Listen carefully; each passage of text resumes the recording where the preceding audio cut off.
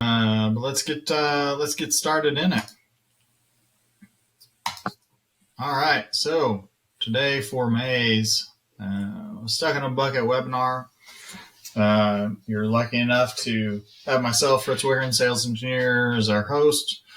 I'm joined by Greg Salisbury and Michael Rozic as my technical geniuses that will, chime in anytime I step out of line. This month, we're going to be taking a little deeper dive into BACnet networking. A few months ago, we kind of did a little overview of BACnet. This month, we're going to look at BACnet IP versus Ethernet, look a little bit at subnets, BBMD, some of the routing pieces. And then if we've got time, we'll pull up one of the new routers and actually take a look at setting up a BBMD in the router there. Make sure and keep an eye out for an email after the webinar. This will be raffling off another one of these fancy Yeti KMC Controls cups. All right, so let's start off with just kind of a quick little review of some of what we covered last time on BACnet. BACnet, in its truest form, was developed to provide a standardized approach to networks, messages, data links. BACnet achieves a standardized approach by utilizing objects, right? You've got a little picture in there that kind of details some of those objects out. But one of the cool things about BACnet is it's not just a communication protocol. We obviously define the objects and services, but it focuses not only on how messages move, but the built-in rules and behaviors for the devices that live on the network. I can then identify types of devices on the network and know what to expect from them. And then that's where the objects come into play, right? And objects represent binary inputs, the physical inputs, outputs, software variables, trend logs, and schedules there. Moving on, we'll look at our BACnet communications, just kind of a quick overview. This is a long rabbit hole that we could go down, but there are four main layers with the BACnet stack that then align with the four layers of that open systems interconnection model, that OSI model.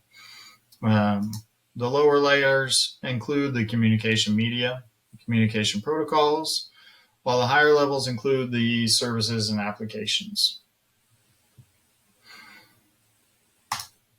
So moving on, we'll look now at some details, kind of comparing BACnet IP versus Ethernet. There's been some questions that I've had come up here lately is kind of, the difference and where one will be used over the other. So, BACnet IP and Ethernet are similar in that they aren't dependent on token passing.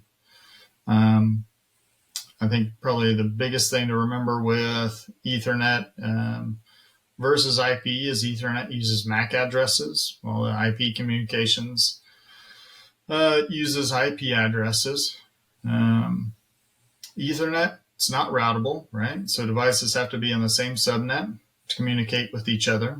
Ethernet is just going to be on a standard kind of trunk architecture, like we would see with like an MSTP trunk. The IP side of it is routable, but it does require a BBMD on each of the subnets to send messages across that network. So all that to say, basically, you can use Ethernet if you only need to communicate between subnets, but you'd use IP to communicate across a network, or if you've got like a large campus with multiple buildings, things like that. A little more on BACnet IP. BACnet IP is a method from which BACnet Ethernet packets can use the framework of that UDP IP protocol to send data to BACnet devices across multiple subnets. Basically, that BACnet IP allows messages that typically could only communicate in one local area network than to communicate across multiple networks. In the beginning, this worked well, but as the internet was developed and there was a demand for one common building automation system network across, multiple buildings, it created a need for a network that could handle more than just the 254 nodes that you're limited to with the Ethernet trunk. And that's why ASHRAE adopted BACnet IP and that NXJ of the 135 1995 standard. And with that addition, though, we gained the ability to communicate across multiple subnets, create multi-campus control systems, utilize the benefits of fiber and Giga Ethernet, and then assign IP addresses to our devices, which then, of course, makes them all web accessible, web configurable, which can always be a nice thing if you're trying to get to specifically like one air handler controller and not necessarily want to drive up and scan a whole trunk in and try and find it there. So quick look at the BACnet IP communication. Right, there's 4 ways that BACnet IP can communicate. One, BACnet IP is on the same subnet, different subnet, or you can broadcast with the same subnet or different subnet. These situations are basically just whether 2 devices are already known by the host and the message is routed using a local switch, or if it's a different subnet, it's using different switches and routers. If it's broadcast, then it's using a BBMD to go out and discover what the addresses for those BACnet devices are on the subnet. And then if it's a different subnet, it's using that BBMD to go out and find the devices on other subnets. BACnet routing, right? BACnet routing uses broadcast messages. It's a technique that passes data between 2 physical data link layers, but can only travel within the subnet where they exist. They can't travel outside of that subnet. Those examples are like whois, IM messages, those type of things, right? A BACnet broadcast management device uses messages to solve IP router issues by forwarding those messages between subnets, so those communications can be broadcast locally. In the case of multiple buildings with IP subnets or multiple subnets, you could use BACnet routers like our 5051AE that have that BBMD functionality to do that.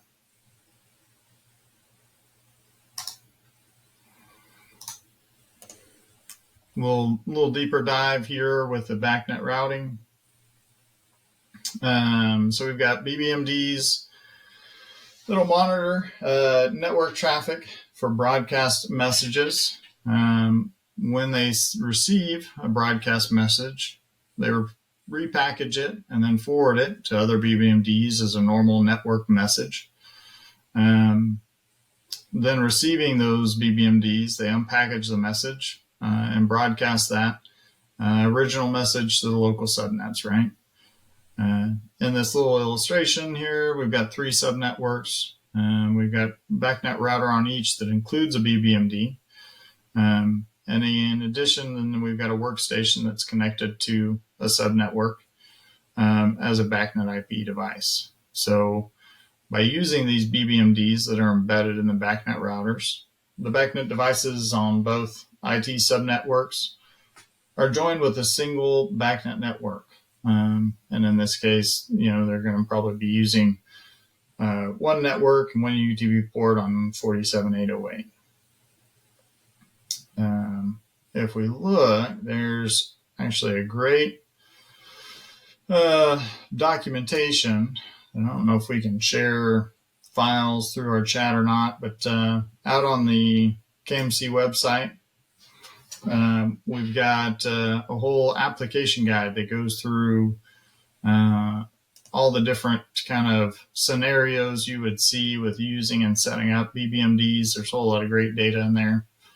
I don't know if Greg, you've ever looked into that. There's a lot of good information in that one.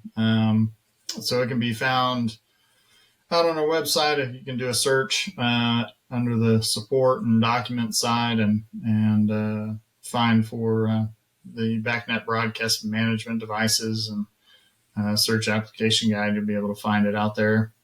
I'll see if I If can you can't find find it, what's that? I'll see if I can find it and paste the link in the chat. All right, perfect.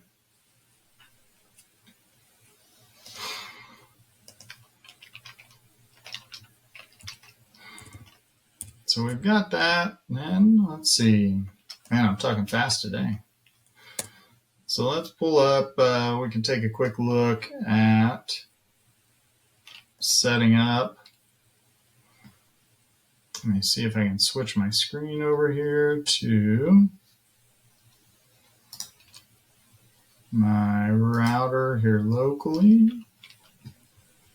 And let's grab this. And let me share my screen back.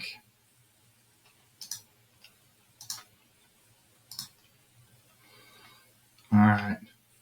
Mike, Greg, can you see my web browser here? Yes. All right, perfect.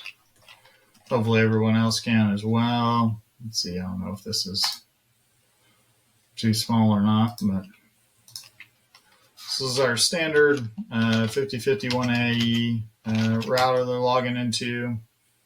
Google likes to remind me that I have not changed my password from admin, and someone's going to break into my test panel at the house here and hack my test bench. So when we log into our router, right, we've got our typical router settings where you set your IP address and device instance. But the specific part that I want to look at here today is on this configuration tab under the router setup. This is where you would come in and set up your networks, right? Typically, most of the time, we're using our BACnet IP routers to communicate across from an IP base to pull in all of our MSTP devices, field level VAV boxes, fan power boxes, whatever it may be, feeding that data up to the IP network, then to pull into a JACE or whatever the front end supervisor is. So if we're looking at this IP port 1 here, right, if we've got multiple subnets, this is where you would come in and click on our drop down and then pull up BBMD. And then check here, we've got an option for table, right? So this is where we would add in each of our additional BBMD routers on other networks, right? So we'd plug in the different IP addresses. I don't actually have any online, but we'll say maybe there's one on 2.12, then I got one maybe on 2.3, and I'd fill in the rest of the information. I'd make sure all my UDP ports matched up. It's important to make sure that those network numbers match up. But then once you build this table, you then go over to your other BBMD routers and set up and make sure you have the same table in each of those. And that's what's going to give you the ability to pass data around to all of your devices without it running into any hiccups of your typical IT routers blocking, data transfer and things like that. What else? Let's see. So we'll close out of that. I don't need to save that because I'm not actually setting that up today. Greg, is there anything else I'm not thinking of as far as setting up the BBMD here? No, I would just say the table is very important. You got to have every IP address of any device that you want to communicate in that table so that they know where each other are at on the network. And then in the table, like you may have said it, but the subnet mask is always 4 255s. So, Right. Yep. Perfect. All right. See the Well, that pretty much. see the link in the chat, Greg. Thanks. So you can copy and paste that, Yep. and it'll pull right Yeah. up. One thing in this little window too is that enable FD service. So you would want to check that if, this is like a router that's going to be on your network permanently. And so that would be a foreign device service. So if you walk up onto that site with your computer and your router, if that's checked, you can just foreign device into the building router here, and you don't have to be in the table. So it's a nice service connection, but you need that checked so that it will accept foreign device requests. Gotcha. Yeah, I've heard stories of folks that will set up their networks and leave devices set up as foreign devices in a permanent installation, which isn't necessarily what the whole foreign device ID is designed for. But yeah. Yeah, foreign devices it's really designed for a service connection. It has a time to live. If you do that permanently, things will drop offline until you go request them again. Perfect. Well, that's really about the meat of it that I had, at least for what I wanted to cover today. Do we have any questions from the troopers that stuck around with us from joining the call earlier and then coming back a little later?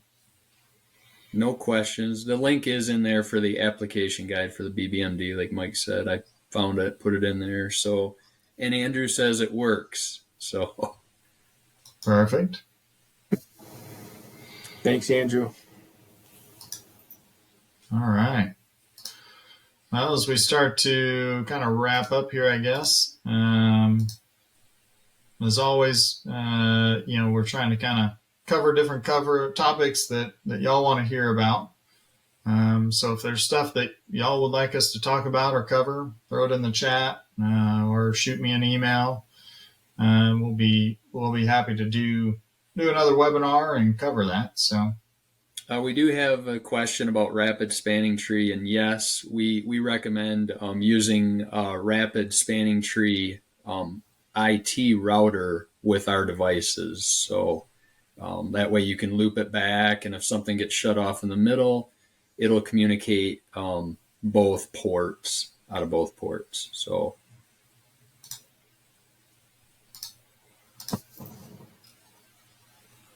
And thank you, Daniel, for that question.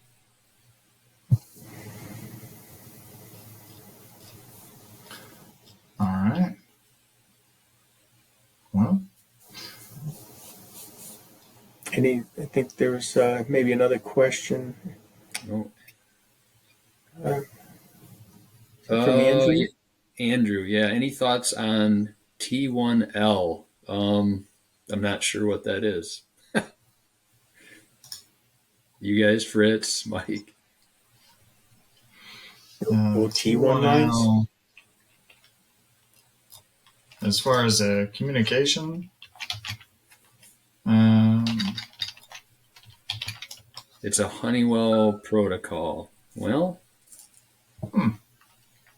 is that okay? 2-wire IP, non-polarity, sensitive. Yeah. We have discussed it, and it looks like it would work good. So I haven't been involved with any sites that have used it, but it looks like you can go in and kind of reuse a 2-wire network that's existing and convert that to an IP network. I think if that's what they're talking about. Yeah, so I have looked into that a little bit. So it looks like it would work great in some remodel applications. Yeah, retrofits. Yeah. That's great. Yeah, I don't remember what job it was that I heard folks talking about using this, but I mean, it's a great application. It'd be nice to get a few in to test on some of our test benches just to play around with. Okay. Yeah. Yep. So we have looked at it. We're aware of it, and I think it's great for remodels. So. All right. Well, I think if there's nothing else, we've got our next webinar coming up Friday, June 28th.